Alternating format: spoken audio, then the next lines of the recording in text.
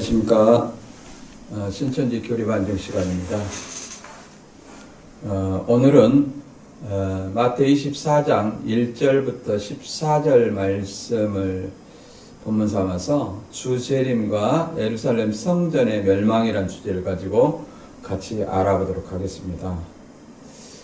첫 번째는 이제 예루살렘 성전의 멸망 사건이 초림 때 AD 70년에 이루어지지 않아서 재림 때의 사건이라는 신천지 주장과 또 이 세상 끝 예루살렘 멸망으로 인해서 주의 임하심이 있어지지 않았기 때문에 이 파루시아 인자 임함이라는 파루시아라는 의미에 대해서 일부 학자는 승천이라는 말로 설명하고 있습니다. 이것에 대해서 과연 승천이 맞는지 이것에 대해서 알아보도록 하겠습니다. 두 번째는 무너지는 예루살렘 성전의 실체, 곧 이 예루살렘 성전이 재림 때 유재열의 장막 성전을 의미하는가 이것에 대해서 알아보고요. 그 다음에 세 번째, 난리와 전쟁에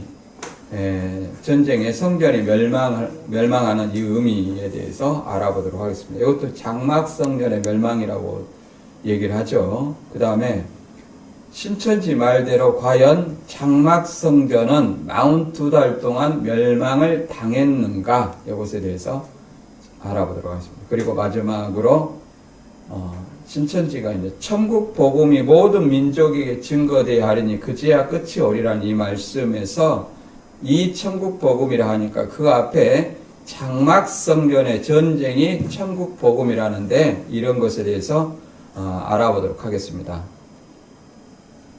본문 성구 한번 읽어보겠습니다. 마태복음 24장 1절부터 14절입니다. 예수께서 성전에 나와서 가실 때에 제자들이 성전 건물들을 가리켜 보이려고 나오니 대답하여 가라사대 너희가 이 모든 것을 보지 못하느냐 내가 진실로 진실로 너희에게 이르노니 돌 하나도 돌 위에 남지 않고 다 무너뜨리리라.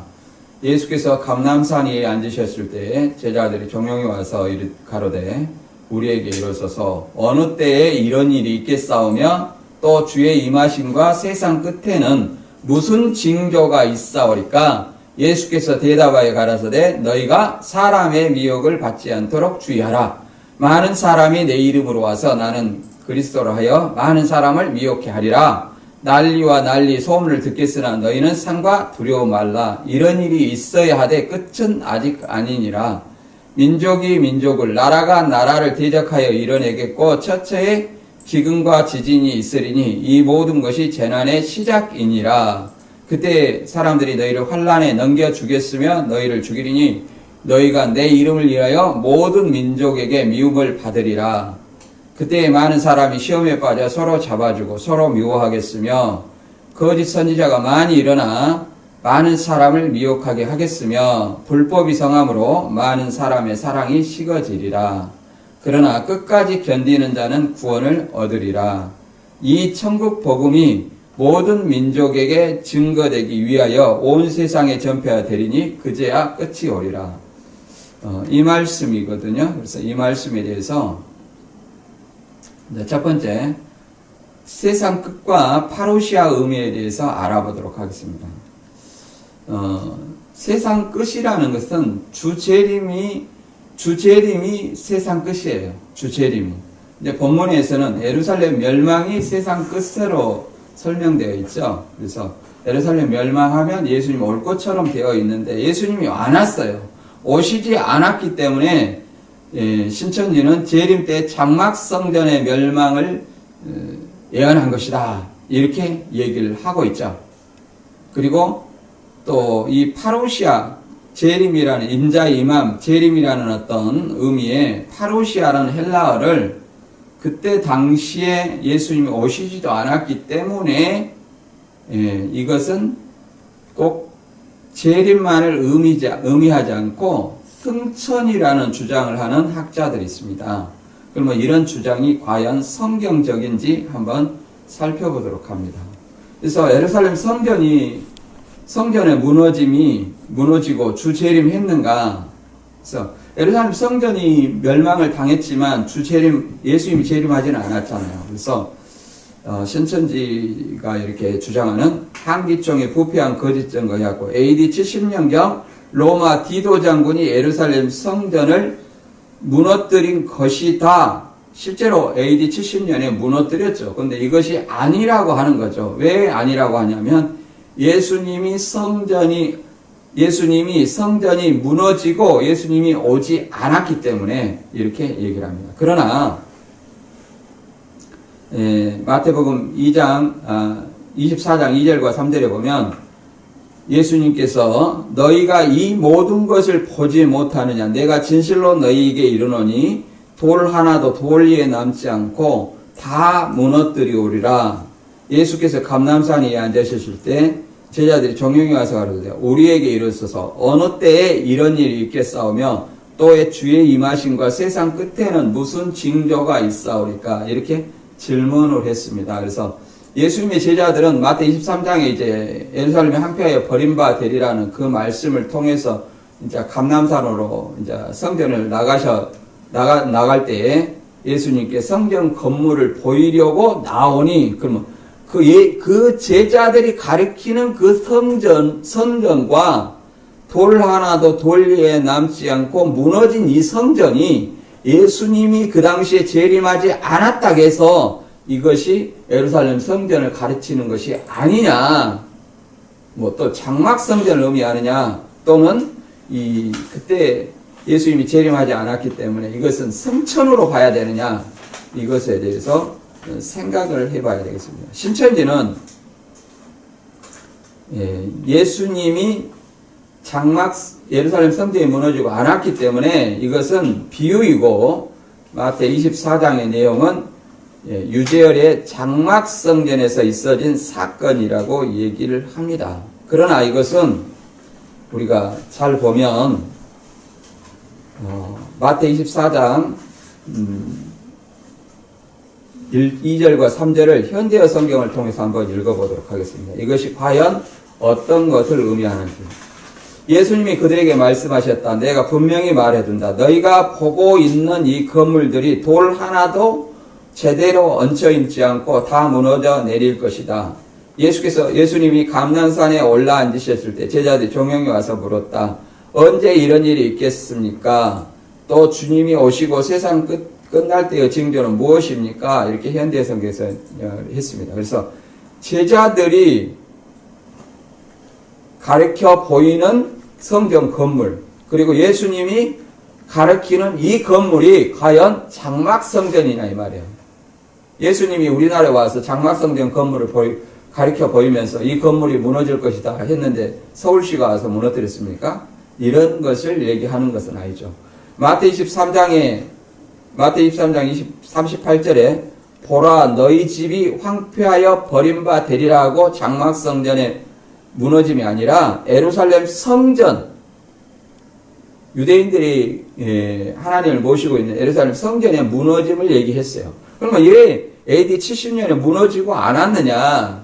않았기 때문에 뭐 재림이 아니라 승천이다, 또 장막 성전이다 이렇게 얘기하는데, 이것은 애언이라는 것은 그 시대의 역사와 시대 배경을 통해서 장례사를 선지자를 통해서 기록한 것이므로 1차적으로 역사적으로 이루어지는 겁니다. 그래서 AD 70년에 이미 성전이 멸망을 당했어요. 그럼 이것을 또 문자적인 어떤 성전이 재림 때 무너진 것은 아니에요. 이것은 세상 끝에 단순히 성전 파괴와 예루살렘 멸망만을 의미하지 않고 이제 재림 때에 온 세상의 멸망, 성전의 멸망은, 오늘날의 성전은 누가 성전입니까? 예수 그리스도를 믿는 자가 성전이거든요. 장막 성전이 성전도 아니고 예수 그리스도를 믿는 자가 성전이에요. 그러므로 온 세상의 멸망과 심판의 때를 설명하고 있는 내용으로 볼 수 있습니다. 그 다음에 이제 예수님의 재림과 오심을 설명하는 헬라어 단어가 파루시아와 엘코마이가 있습니다. 그런데 이것을 일부 학자가 예수님의 승천을 의미한다고 왜곡을 합니다. 그래서 AD 70년에 로마 디도 장군이 예루살렘 무너뜨렸어요. 그리고 다시 그 환란 후에 AD 30년에 십자가에 달리시고 그 다음에 33년에 40일 후에 이제 승천한 그 승천 오순절 10일 전에 승천했잖아요. 구름 타고 오는 파루시아를 오순절 10일 전에 승천한 그 승천을 의미한다 이렇게 설명하는 극히 일부 학자들이 있습니다. 그러면 이런 것이 과연 성경에 맞는지 우리가 성경적으로 대입을 해보도록 하겠습니다. 그 말이 과연 맞을까? 먼저 파루시아와 엘코마이라는 의미를 살펴보도록 합니다. 그래서 이런 분들은 항상 이 말을 교묘하게 돌립니다. 그래서 질문에 대한 답변, 파루시아가 승천을 의미합니까? 이렇게 질문하면 승천을 자기가 주장하려면 승천을 얘기한다 이렇게 얘기해야 되는데 이렇게 대답하지 않고 어떻게 대답하냐면 파루시아는 재림만을 의미하지 않습니다 하면서 어떤 성구를 내놓냐면 빌립보서 1장 26절이나 이런 구절을 내놓습니다. 그래서 빌립보서 1장 26절 내가 다시 너희와 같이 있으므로 그리스도 예수 안에서 너희의 자랑이 나를 인하여 풍성하게 하려 함이라. 그래서 여기서 있으므로가 또 파루시아 용법으로 사용됐어요. 그러니까 재림만을 의미하지 않죠. 그 말이 틀린 말은 아니에요. 그러나 질문에 대한 답은 아니라는 얘기입니다. 그러면 승천이라는 의미가 파루시아에 있느냐 한번 보도록 하겠습니다. 파루시아는 헬라어로 출현, 오심, 강림 또는 임재, 현존, 있음이라는 의미도 사용하고 있습니다. 이것은 어떤 의미로 그 당시에 사용되어 있냐면 왕이나 황제의 도착에 이 파루시아를 사용을 했었어요. 그래서 왕조 시대에서 2세기까지 군대의 도착까지도 이 파루시아를 사용을 했습니다.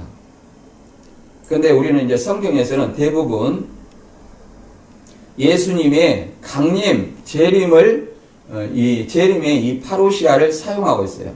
마태 24장, 신약에서는 24에 사용되었는데, 마태 24장에는 3절에 세상 끝과 주의 임하심, 그 다음에 27절 인자가 번개처럼 임한다는 거, 그 다음에 37절과 39절에 노아 때와 같이 인자의 임함, 요걸 설명하고 있습니다. 그 다음에 또 이 예수님의 오심을 나타내는 단어가 헬라어로 엘코마이가 있습니다. 이 엘코마이는 영어로 come처럼 오다 가다를 나타내는 말입니다. 오다 나타내다라는 말로 많이 사용하는데 이것은 헬라어 제의적 용법으로 신이 인간에게로 오다 할 때 엘코마이를 사용해요. 그리고 인간이 신에게로 간다 할 때 이것을 엘코마이로 사용합니다. 이제 어떤 사람을 이것을 come처럼 오다 가다 문맥에 따라서 사용할 수 있다 해서 이것을 왕래 발작 동사라고 이런 말도 하더라고요. 근데 문맥에 따라서 사용하는 것이 오다 가다로 사용하는 것은 맞습니다만은 이것이 예수님의 문맥을 통해서 과연 승천인지 이제 한번 보도록 하죠. 근데 모든 번역 성경에는 본인보다 그런 일부 학자들보다 더 훌륭한 지금 나와 있는 모든 번역 성경에는 승천으로 나와 있지 않고 가다라는 표현도 나와 있지 않습니다. 대부분 오다, 나타나다 이런 표현으로 예수님에 대해서 사용하고 있는 것을 우리가 알 수 있습니다. 본문에도 30절 구름 타고 온다, 그 다음에 42절 도둑같이 온다 이런 어떤 말을 사용하고 있습니다. 그래서 30절, 42절에서 44절, 그 다음에 46절의 본문에는 사용하고 있습니다. 그래서 우리가 먼저 이 파루시아와 엘코마이가 승천이라면 승천이라는 것에 대해서 설명하는 구절이 있어요. 예수님께서 부활 후에 부활하고 40일 후에 이제 120명의 제자들을 모아놓고 성령이 임하면 땅끝까지 복음을 전해라 이렇게 말씀을 마치시고 사도행전 1장 9절부터 11절까지의 말씀이 이것입니다. 이 말씀을 마치시고 저희 보는 데서 올리어 가시니 구름이 저를 가리워 보이지 않게 하더라. 올라가실 때 제자들이 자세히 하늘을 쳐다보고 있는데 흰옷 입은 두 사람이 저희 곁에 서서 가로되 갈릴리 사람들아 어찌하여 서서 하늘을 쳐다보느냐. 너희 가운데에서 하늘로 올리우신 이 예수는 하늘로 가심을 본 그대로 오시리라 하였느니라. 이렇게 천사가 설명하고 있습니다. 이제 예수님이 이제 120명의 제자들이 보는 가운데에서 구름이 이제 성령이 임하면 땅끝까지 복음을 전하라 이런 대화를 직접적으로 했어요. 어디 중간에 교주한테 예수님이 얘기하고 그 교주가 제자들한테 얘기한 것이 아니라 예수님이 직접 부활하신 몸으로 제자들한테 그 당부를 하시고 이제 보는 데서 올려 가시는 중간에 이제 구름이 예수님을 가리워 보이지 않게 했어요. 그래서 구름이 영이니 육이니 이것을 떠나서 예수님이 다시 오시면, 이 땅에 오시면 제자들과 대화했기 때문에 또 똑같이 교주를 포함하지 않고 직접 대화할 수 있어야 된다. 그 다음에 여기서 이제 올라가실 때 요것이 무슨 말이냐면 이 포리오마이라는 뜻입니다. 헬라어로 포리오마이, 가다, 여행하다, 떠나가다라는 뜻으로 승천을 의미하고 있습니다. 승천. 그리고 여기 11절에 가로되 갈릴리 사람들 어찌하여 서서 하늘을 쳐다보느냐. 너희 가운데서 하늘로 올리우신 할 때 이 올리우신 이 말을 아날람바노라는 헬라어로 집어 올리다, 데리고 가다, 취하다. 그러니까 10절에서는 스스로 올라가는 것, 스스로 그 승천하는 것처럼 설명되어 있고 뒤에 11절에서는 누군가에 의해서 집어 올리다라는 뜻으로 사용되어 있습니다. 그러면 둘 다 승천이라는 말로 사용되고 있습니다. 그리고 본대로 오시리라, 이 오시리라는 말은 엘코마이예요. 여기도 엘코마이예요. 네, 이런 어떤 말들로 사용되어 있습니다. 그래서 이 말이 과연 이 파루시아와 엘코마이가 승천을 의미한다면 이 올려간다는 말은 그러면 강림으로 봐야 되느냐, 또 이 하늘로 올리우신 예수는 하늘로 가심을 본 그대로 오시리라. 이 오시리라는 말은 올라가가지고 다시 올라가야 된다는 엘코마이, 오시리라는 말이 엘코마이니까 다시 올라가야 된다는 말로 해석해야 되느냐. 이런 문제의 모순이 발견되게 됐습니다. 그리고 또 실제로 그것을 적용하여 과연 승천을 적용해서 우리가 문맥을 읽어보면 이게 맞으면 그 주장이 맞다고, 이 문맥의 흐름을 방해하지 않는다면 그 말이 맞을 수 있습니다. 그러나 그 문맥의 흐름을 왜곡한다면 그것은 잘못된 해석이다, 성경적인 해석이 아니다, 이렇게 말할 수 있고 성경을 왜곡하는 것이다, 이렇게 말할 수 있습니다. 그래서 성경의 왜곡은 굉장히 중요합니다. 복음이라는 것은 우리가 성경대로 믿었을 때 우리가 구원을 받는 것이지, 왜곡해서 임의로 믿고 싶은 대로 설명, 해석을 왜곡을 해서 믿는다는 것은 그것은 올바른 복음은 아니라는 것을 아시기 바랍니다. 그래서 한번 읽어볼게요. 마태 24장 27절 이것을 이맘이라는 이 파루시아, 올이라는 엘코마이를 승천이라고 주장하기 때문에 승천이라는 낱말로 바꾸어서 해석해 보도록 하겠습니다.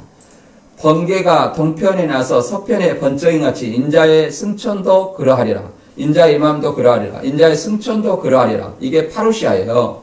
그러면 예수님이 오순절 10일 전에 120명의 제자들 앞에서 번개가 동편에 나서 석천의 번쩍이 같이 인자의 승천이 그렇게 했나?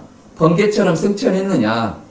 그러지 않았다는 거예요. 우리가 아까도 봤지만은 구름 타고 저희 보는 데서 당부하시고 성령 임하면 땅끝까지 내 증인이 되라 이렇게 당부하시고 보는 데서 올라가셨어요. 번개처럼 올라가는 거 아니에요. 구름 타고 올라가셨다는 거예요. 그 땅에 있는데 구름 타고 다시 승천한 것을 바꿔서 뭐 임한다고 할 수는 없는 거 아닙니까? 그 다음에 30절은 이제 인자가 구름 타고 오는 것은 이것은 엘코마이라는 용어입니다. 오다 가다라는 이렇게 용어를 사용할 수 있죠. 이것도 승천이라는 의미로 대입해서 읽어보겠습니다. 큰 영광으로 오는 것을 보라. 이것을 승천으로 대입해서 읽어볼게요. 마태 24장 30절.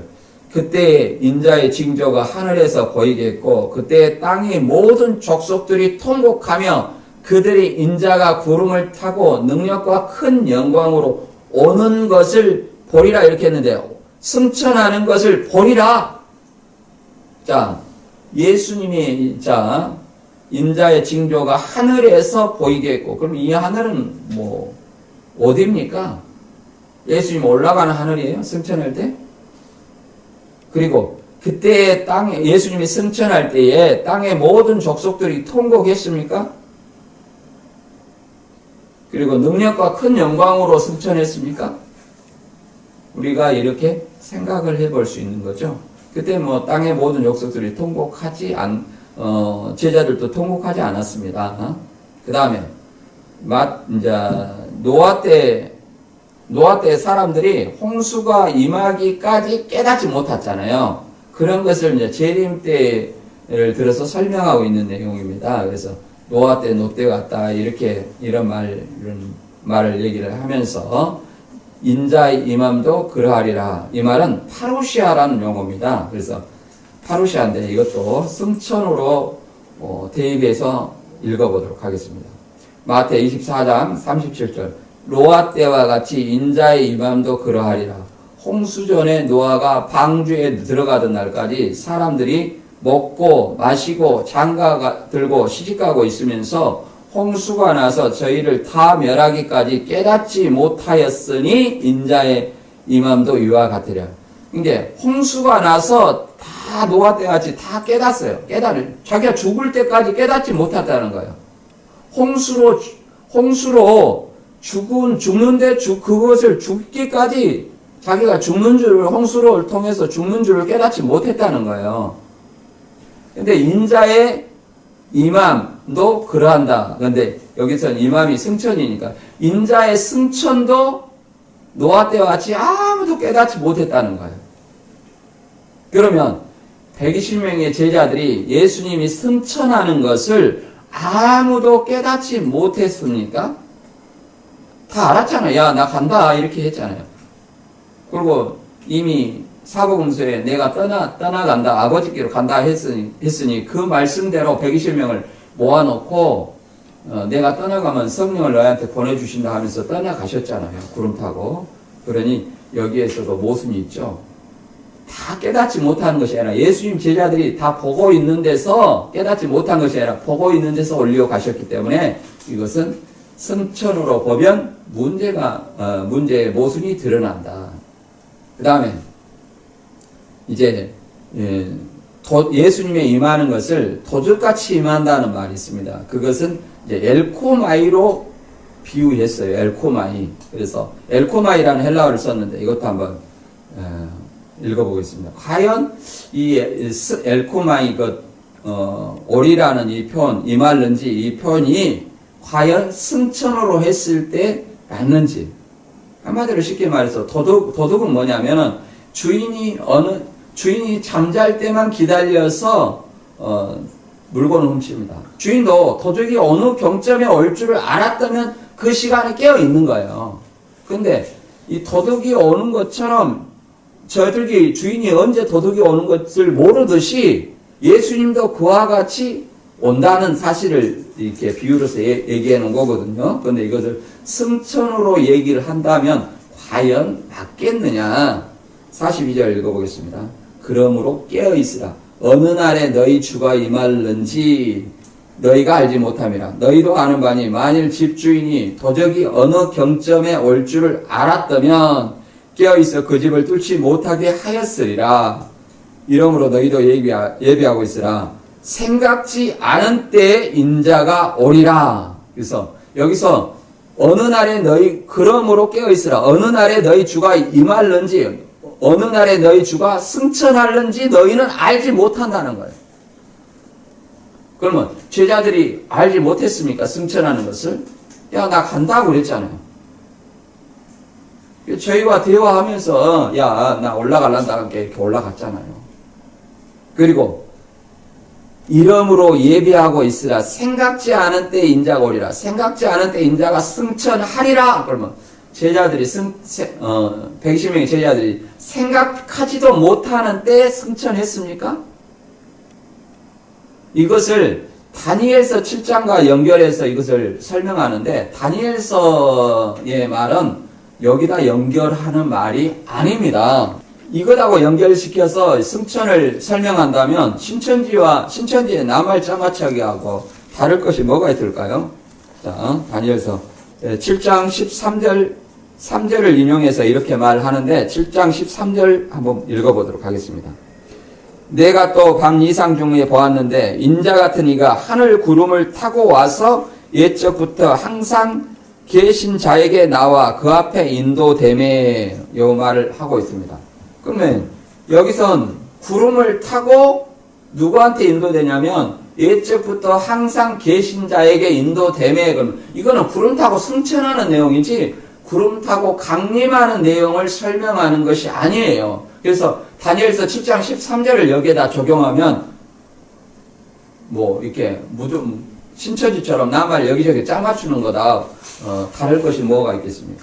그래서 마태 24장 36절에는 이렇게 말하고 있습니다. 예수님이 오시는 때를 그날과 그때는 아무도 모르나니 하늘의 천사들도 아들도 모르고 오직 아버지만 아시느니라.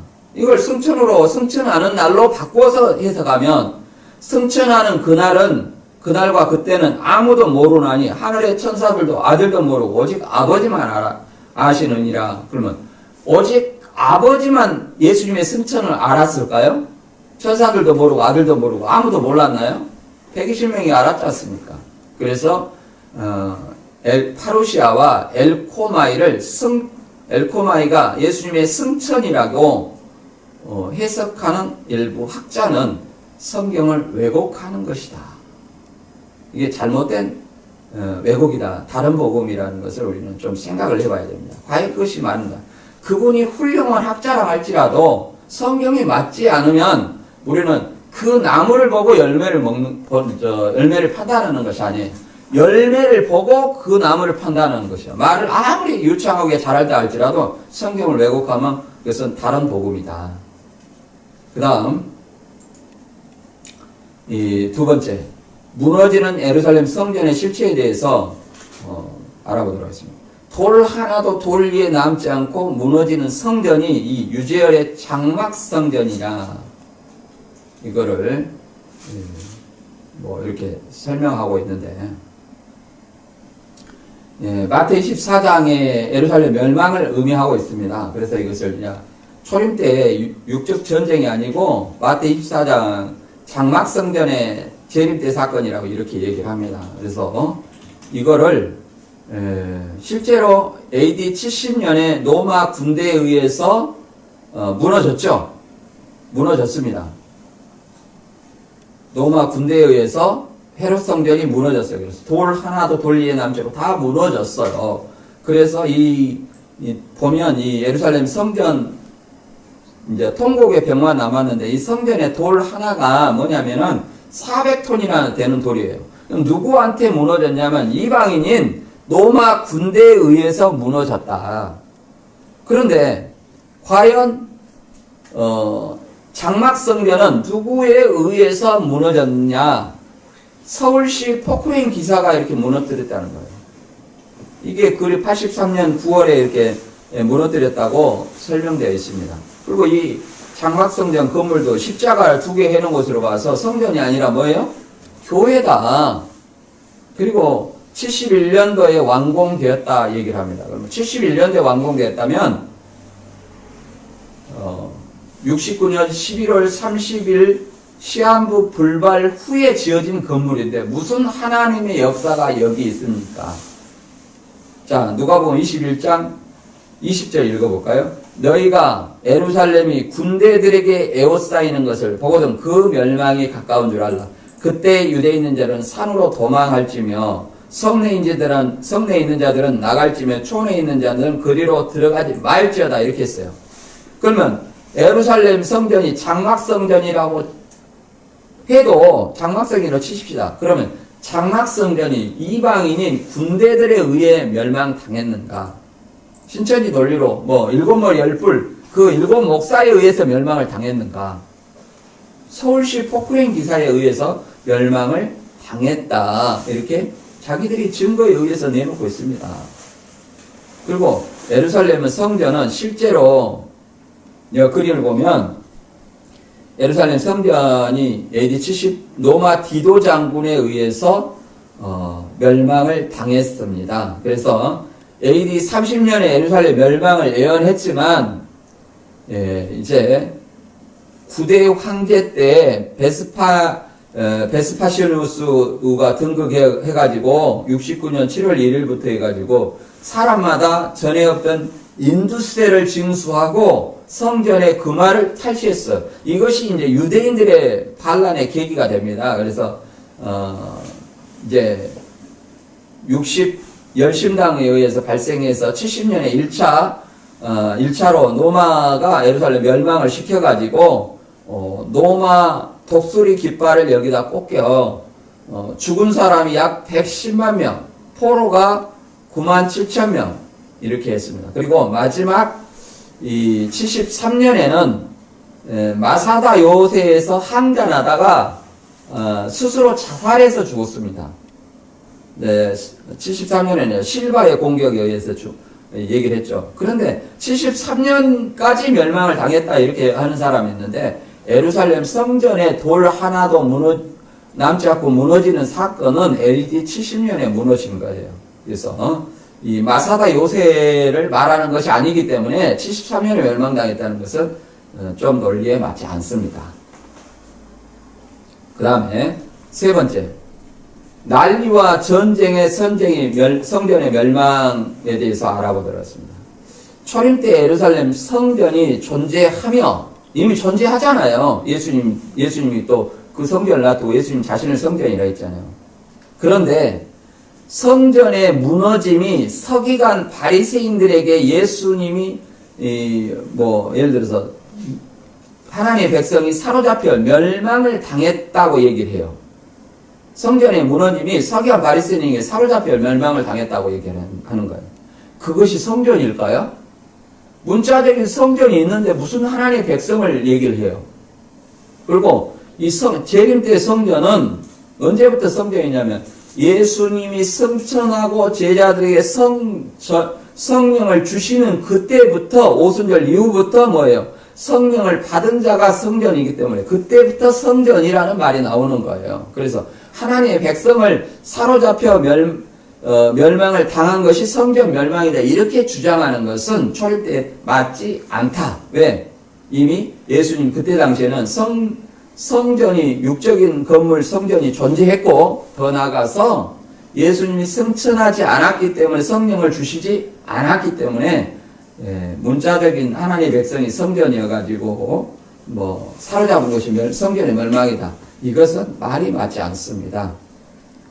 장막성전 무너짐이며 장막성전이 거짓 목자에게 사로잡혀 멸망당했는가 요걸 한번 알아보도록 하겠습니다. 난리와 전쟁에 대해서요. 마태 24장 4절부터 읽어보겠습니다. 예수께서 대답하여 이르시되 너희가 사람의 미혹을 받지 않도록 주의하라. 많은 사람이 내 이름으로 와서 이르되 나는 그리스도라여 많은 사람을 미혹하리라. 난리와 난리 소문을 듣겠으나 너희는 삼가 두려워 말라. 이런 일이 있어야 하되 아직 끝은 아니니라. 민족이 민족을, 나라가 나라를 대적하여 일어나겠고 처처에 기근과 지진이 있으리니 이 모든 것은 재난의 시작이니라. 물론 AD 70년에 육적인 어떤 전쟁이 있었어요. 이런 어떤 전쟁과 재난 속에서 항상 적그리스도의 미혹이 있습니다. 그래서 사람의 미혹을 주의하라. 나는 그리스도여 많은 사람을 미혹하리라. 이런 얘기를 하고 있습니다. 그리고 실제로 누가복음 21장 이하에 보면 어떤 말이냐면 너희가 예루살렘이 군대들에게 에워싸이는 것을 보거든 그 멸망이 가까운 줄 알라. 그때 유대에 있는 자들은 산으로 도망할지며 성내에 있는 자들은 나갈지며 촌에 있는 자는 그리로 들어가지 말자다. 24절에 저희가 칼날에 죽임을 당하며 모든 이방에 사로잡혀 가겠고 예루살렘은 이방인의 때가 차기까지 이방인들에게 밟히리라. 그러니까 자, 칼날에 죽임을 당하는 문자적인 사건도 있고 그 다음에 이방의 포로로 데려가는 사건이 있었죠. 언제요? AD 70년에. 그 AD 70년에 110만 명이 칼날에 로마군에 의해서 칼날에 죽임을 당했고 9만 7천 명이 포로로 사로잡혀가는 일이 있었습니다. 문자적으로. 그러면 영적으로 이런 일이 없느냐? 마지막 때에 세상 주 재림하기 전에도 이러한 일이 있다고 설명합니다. 예, 그래서 기근과 지진, 신천지가 말하는 것처럼 장막선전에서 기근과 지진이 일어나는 것이 아니라 이제 전 세계적으로 이러한 일이 있다고 설명합니다. 그래서 아모스 8장 11절에도 영적으로는 주 여호와의 말씀이니라. 보라 날이 이를지라 내가 기근을 땅에 보내리니 양식이 없어 주림이 아니며 물이 없어 가람이 아니요 여호와의 말씀을 듣지 못한 기갈이라. 그래서 하나님의 말씀을 듣지 못한 기근과 기갈이 예수님 재림 전에도 있다는 거예요. 그렇기 때문에 많은 사람의 미혹을 받겠죠. 그래서 초림 때 이제 신천지 주장인데 초림 성전의 무너짐이 거짓 목자에게 사로잡히는 것이라고 이렇게 주장을 했습니다. 그래서 이때 뭐 서경 바리새인에게 사로잡혀갖고 멸망을 당했다 이렇게 얘기를 했는데 그 당시에는 예루살렘 성전이 있고 성전 대신 예수님이 존재해요. 그런데 우선 예루살렘 서기관 바리새인들 밑에 있는 유대인들, 하나님의 백성이 유대인들이 하나님의 성전이 될 수 있겠습니까? 이것은 논리에 맞지 않다. 이렇게 말할 수 있습니다. 이미 이것은 AD 70년에 성전 건물이 돌 하나도 돌리 남지 않고 무너진 것을 1차로 얘기를 한다. 그리고 신천지 주장대로 장막성전이 71년도에 시한부 불발되고 지은 71년 3월 14일에 완공된 이 장막성전이 무너짐은 서울시에 의해서 철거가 된 것이지 이것이 헤롯 성전, 예루살렘 성전이 이방인 로마 군대와 전쟁에서 무너진 사건이 아니라는 거 아시기 바랍니다. 그리고 자신들도 재림 때 이렇게 성전이 무너진다는 것을 뭐라고 말하냐면 거룩한 성전을 그리스도인이라고 해놓고 거짓 목자에게 사로잡혀 멸망당한 사건을 예언했다. 그리스도인이 그러니까 거짓 목자에게 사로잡힌 사건을 예루살렘 성전이 무너진 사건이라고 얘기를 해놓고 또 그 옆에다가 또 뭐라고 그랬냐면 거룩한 성전은 장막성전 무너진 사건이다. 이렇게 얘기를 했다는 거예요. 그러니까 말이 맞지 않죠.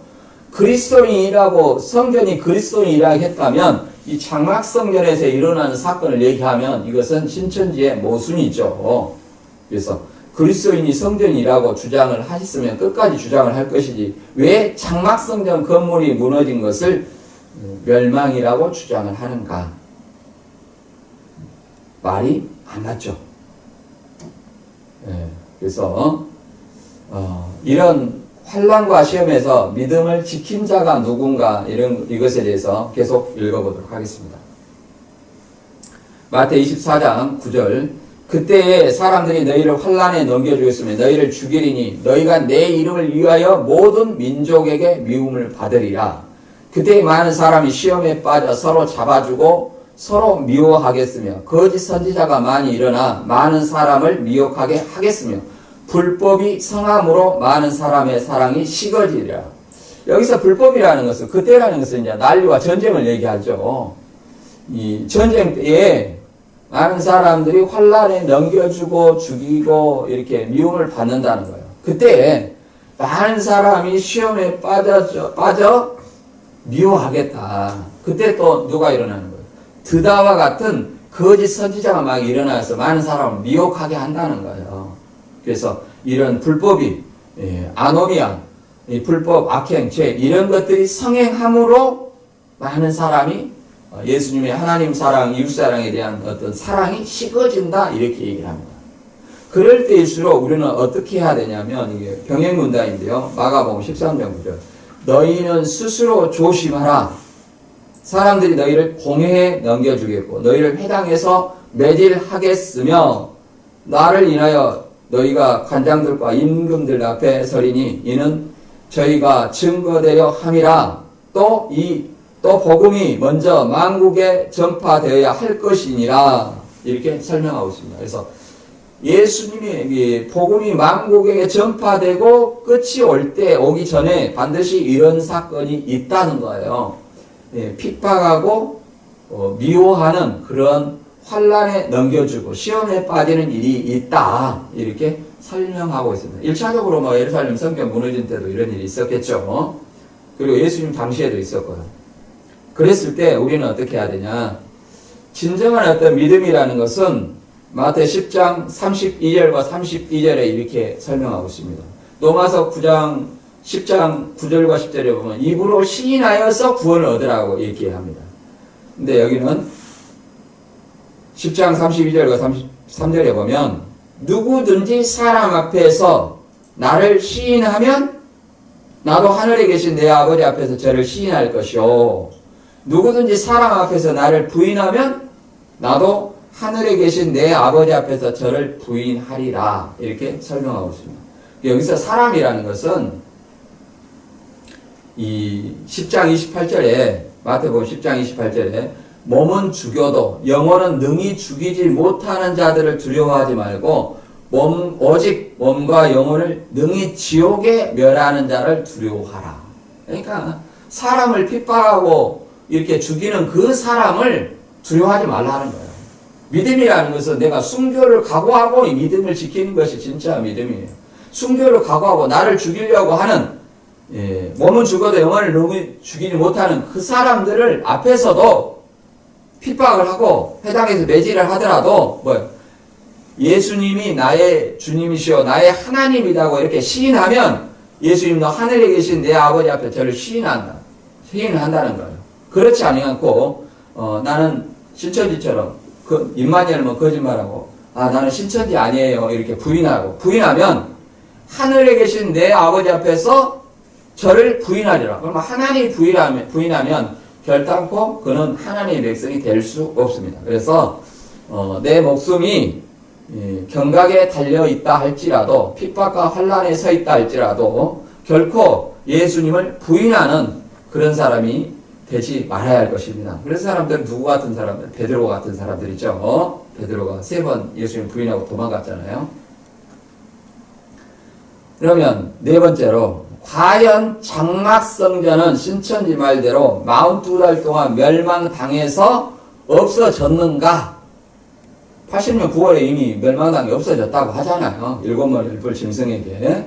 그래서 이렇게 이 장막성전이 계시록 13장의 장막성전이라고 해가지고 이렇게 초립대 예루살렘 성전은 육적 전쟁이 아니기 때문에 마지막 계시록 때 장막성전이다 해가지고 하나님과 언약을 어김으로 무너지는 7 금초대 교회 하늘장막성전 이렇게 써놨죠. 그래가지고 계시록 13장 6절 짐승이 입을 벌려 하나님을 향하여 해방하되 그의 이름과 그의 장막 곧 하늘에 거하는 자를 해방하더라 이렇게 설명하고 있습니다. 그래서 요거 진짜 이렇게 13장에 장막성전이라고 했는가 이것도 굉장히 중요하죠. 먼저 한번 보도록 하겠습니다. 13장에 장막성전이라고 했는가? 만약에 그것이 아니라면 이만희 씨가 거짓말하는 거잖아요.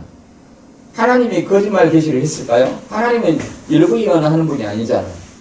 그래서 여기 구인회가 작성한 새하늘 새 땅이라는 책을 통해서 읽어보면 과천 장막성전의 일곱 천사의 역사는 무엇인가? 그래서 계시록 15장 5절 갈 때 또 2일 후에 내가 보니 하늘의 증거 장막성전이 열리며 일곱 재앙을 가진 일곱 천사가 성전으로부터 나와 맑고 빛난 세마포 옷을 입고 가슴에 금띠를 띠고 이 말을 근거로 해서 장막성전이라 했다는 거예요.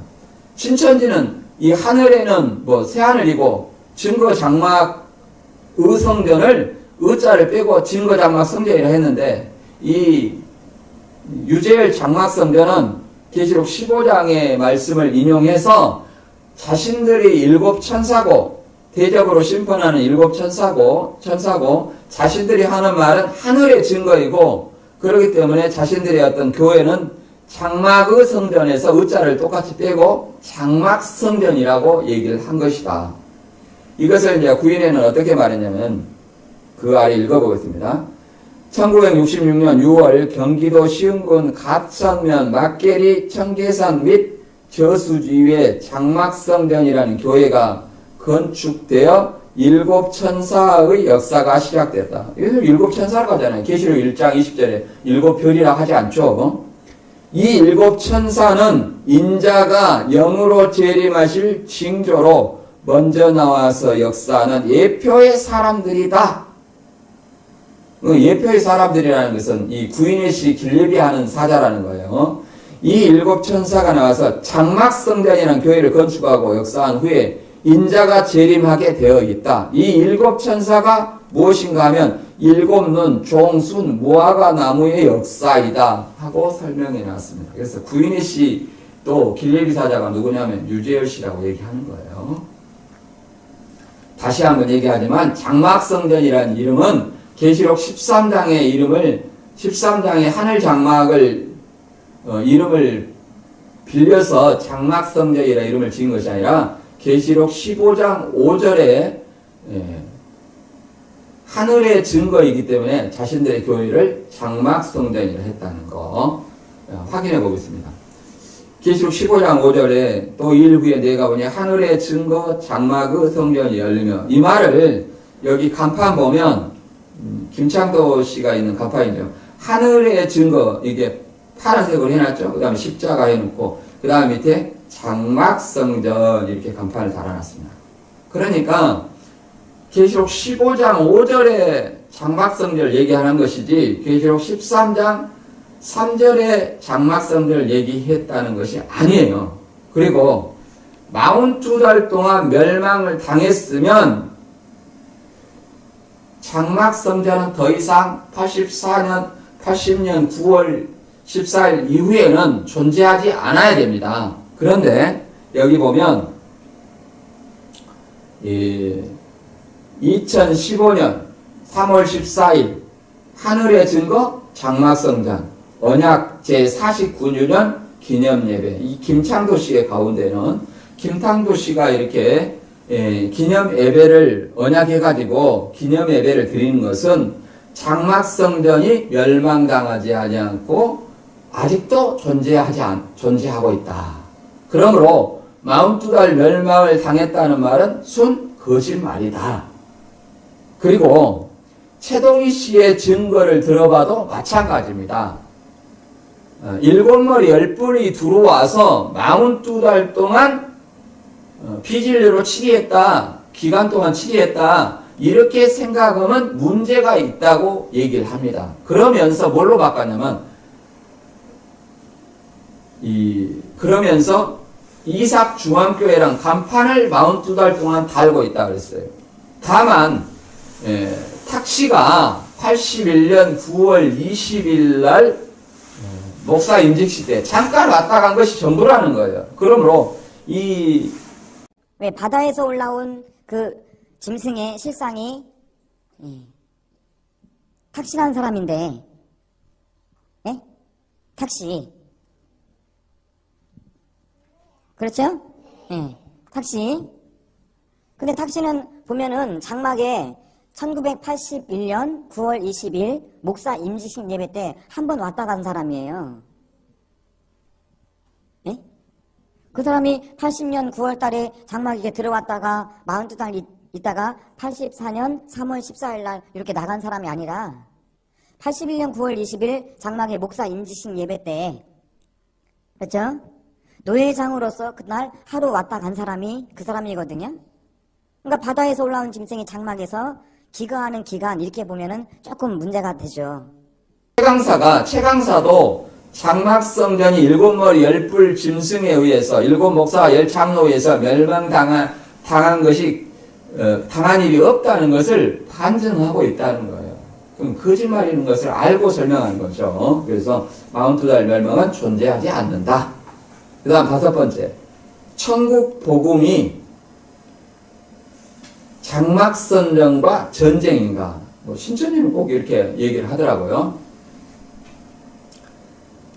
복음은 기쁘고 복스러운 소식이다. 이러한 사건들이 기쁘고 복스러운 천국 복음으로 들리시나요? 전쟁, 난리와 전쟁 이런 것이 천국 복음으로 들리시나요? 이렇게 말한 이유는 뭐냐? 이렇게 말한 이유는 마태 24장 13절 읽어보면 그러나 끝까지 견디는 자는 구원을 얻으리라.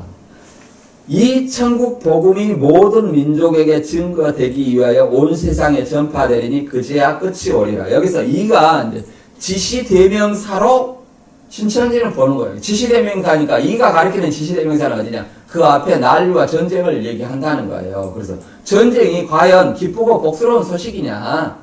이렇게 얘기를 합니다. 그러나 여기서 이라는 것은 개역 한글의 번역의 오류입니다. 본래는 카이로 접속사예요. 접속사. 그리고입니다. 그래서 헬라 원어를 직역하면 그리고 왕국의 복음이 모든 민족들에게 증거되기 위하여 세상 전체에 선포될 것이다. 이 말이에요. 이는 바로 이 말입니다. 그리고입니다. 그렇기 때문에 전쟁을 천국 복음이라고 하지 않습니다. 천국 복음은 뭐냐? 고전 15장 1절과 4절에 보면 복음에 대해서 잘 설명해 주고 있습니다. 그래서 형제들아 내가 너희에게 전한 복음을 너희에게로 알게 하노니 이는 너희가 받은 것이요 또 너희가 또 그 가운데 선 것이라. 너희가 만일 나의 전한 그 말을 굳게 지키고 헛되이 믿지 아니하였으면 이로 말미암아 구원을 얻으리라. 내가 받은 것을 먼저 너희에게 전하였노니 이는 성경대로 그리스도께서 우리 죄를 위하여 죽으시고 장사지는 바 되었다가 성경대로 사흘 만에 다시 살아나신 예수 그리스도의 부활 그리고 승천, 예수님의 재림, 이 사건이야말로 진정한 복음이다. 그러잖아요. 이는 복음의 정의가 여기 나온 겁니다. 그래서 15장. 그러잖아요. 내가 너희에게 전한 복음. 이 복음이 뭐예요? 성경대로 그리스도께서 우리 죄를 위하여 죽으시고 장사되는 바 되었다가 성경대로 사흘 만에 부활한 것. 이것이 복음이라는 거예요. 예수님 우리 죄를 해결했기 때문에 하나님 앞으로 나아갈 수 있는 길을 열어놨기 때문에 이것이 복음이에요. 이 예수를 믿음으로 우리가 구원을 얻었고 이 예수를 믿음으로 내가 성령을 내 마음 가운데 받았다는 사실을 우리는 알아야 됩니다. 그래서 우리는 에베소서 6장 10절부터 13절까지 읽고 정리하도록 마치겠습니다. 이런 어떤 이단들의 잘못된 왜곡으로 성경을 잘못된 어떤 말씀으로 우리를 미혹할 때 우리가 갖출 수 있는 마음은 말씀으로 정확하게 분별하고 말씀으로 우리가 무장하는 길밖에 없습니다.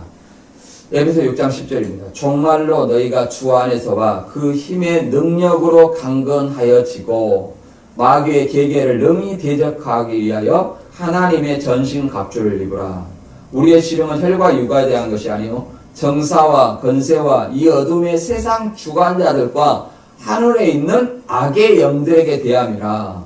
그러므로 하나님의 전신 갑주를 취하라. 이는 악한 날에 너희가 능히 대적하고 모든 일을 행한 후에 서기 위함이라. 이렇게 써 있습니다. 이렇게 기록하고 있습니다. 그래서 우리의 그 싸움은 혈과 육에 대한 것이 아니에요. 어둠의 세상 주관자들과 하늘에 있는 악의 영들이에요. 그래서 하나님의 전신갑주를 취하라고 얘기를 합니다. 그래서 오늘 말씀 다시 한번 정리하면 세상 끝과 파루시아 여명. 그래서 1차적으로 예루살렘 멸망은 AD 70년에 있었습니다. 역사적인 사건을 부인하면 안 돼요. 그리고 그것이 재림을 파루시아가 재림을 의미하지 않고 승천을 의미한다는 말도 잘못된 것이다. 왜 그러냐면 승천을 우리가 이미 적용해 봤습니다만 예수님의 승천을 아무도 몰랐나요? 문매기를 제공해서 보니까 노아 때 노때같이 아무도 깨닫지 못했어요. 도적이 오는 것처럼 어느 날에 올지 몰랐나요? 다 예수님 120명의 제자들이 있는데 승천했습니다. 그것은 역사적 사실이에요. 그렇기 때문에 파루시아를 승천으로 왜곡하는 것은 잘못된 해석이다. 잘못된 해석이면 그걸 믿으면 이게 다른 복음을 믿는 것이라는 거예요. 다른 복음을 믿으면 다른 영이 임한다는 사실을 알아야 됩니다. 다른 영. 예, 고린도후서 11장 3절에 분명히 11장 4절에 분명히 나와 있죠. 다른 복음을 믿으면 다른 영이 임한다. 그다음에 무너지는 예루살렘 성전의 실체가 장막 성전이에요. 장막 성전이 아니라는 것을 우리가 알았죠. 그리고 난리와 전쟁의 성전의 멸망이 사로잡히는 거다 이렇게 얘기하는 거예요. 이건 초림 때는 이미 예수님 말씀하시는 그 당시에는 서기관 바리새인들 사로잡히기 멸망이라고 얘기하는데 이미 예루살렘 성전이 있는데 무슨 그 예루살렘 백성을 성전이라고 말할 수 있겠습니까? 또 예수님이 성전이시고 예수님이 성령을 제자들한테 주지 않으셨는데 어떻게 성전이 될 수 있습니까? 그리고 재림 때 그리스도인이 성전이라면서 어떻게 또 장막 성전을 성전이라고 말할 수 있을까요? 맞지 않죠? 그리고 과연 장막 성전이 멸망을 당했는가? 멸망 안 당했다고 하잖아요. 김창도는 49주년 이렇게 장막 성전을 예배를 드리고 있잖아요. 그 다음에 천국 복음이 장막 성전과 전쟁을 의미하는가? 천국 복음은 거기서 이 천국 복음 할 때 이는 지시 대명사가 아니라 카이라는 헬라어 접속사예요. 그래서 접속사로 그리고라는 접속사다. 그래서 이 천국 복음이라는 건 전쟁을 의미하는 건 아니고 예수님이 우리 죄를 위하여 죽으시고 성경대로 다시 살아나시고 성경대로 부활하시고 승천하시고 다시 재림하시는 이 사건이야말로 예수님의 복음이다. 이런 사실을 아시기 바랍니다. 오늘 말씀 여기서 마치고 여러분들도 진짜 주 안에서 전신갑주 하시고 신천지인들은 진짜 이 말씀이 과연 그러한지 생각해 보시고 확인하시고 이만희 씨도 그러잖아요. 예언과 실상을 확인해 봐라. 이 실상을 확인해 보고 믿으시기 바랍니다. 교리도 이렇게 애고가는데 실상은 완전히 거짓이 가짜잖아요. 42달 멸망이 있어요. 42달 멸망이 없으면 신천지라는 말이 없죠. 그래서 이런 것들을 확실하게 확인해 보시고 분명한 믿음을 소유하는 여러분이 되시길 바랍니다. 오늘 말씀 여기서 마치겠습니다. 감사합니다.